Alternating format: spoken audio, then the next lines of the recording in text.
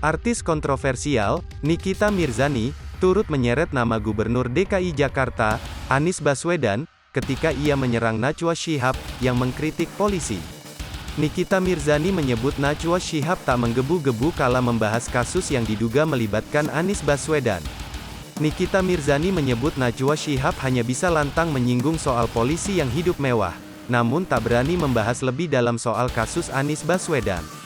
Artis kontroversial, Nikita Mirzani nampak belum puas untuk menyindir jurnalis kenamaan Najwa Shihab.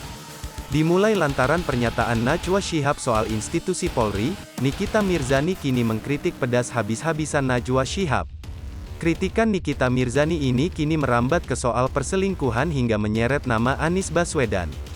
Terbaru, Nikita Mirzani mengunggah sebuah video acara Mata Najwa yang membahas anggaran Pemprov DKI Jakarta pada tahun 2019 lalu, diunggah pada Minggu, tanggal 18 September tahun 2022. Di keterangan video tersebut, Nikita Mirzani merangkum daftar anggaran janggal temuan Imam Mahdiyah.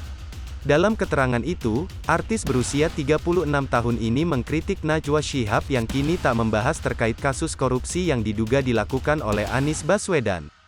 Dikatakan Nikita Mirzani, Najwa Shihab justru mengurusi soal polisi yang hidup mewah, yang menurutnya itu tidak penting untuk disuarakan oleh sang jurnalis. Pernyataan Najwa Shihab menyindir polisi yang hidup mewah itu berawal dari kasus Verdi Sambo. Menurut Nikita Mirzani, Najwa Shihab tak perlu terlalu mengurusi kasus Verdi Sambo lantaran kini kasus tersebut tengah diurus pihak kepolisian. Seharusnya, lanjut Nikita Mirzani, Najwa Shihab harus lantang bersuara untuk kasus penyalahgunaan anggaran yang diduga dilakukan oleh Anies Baswedan.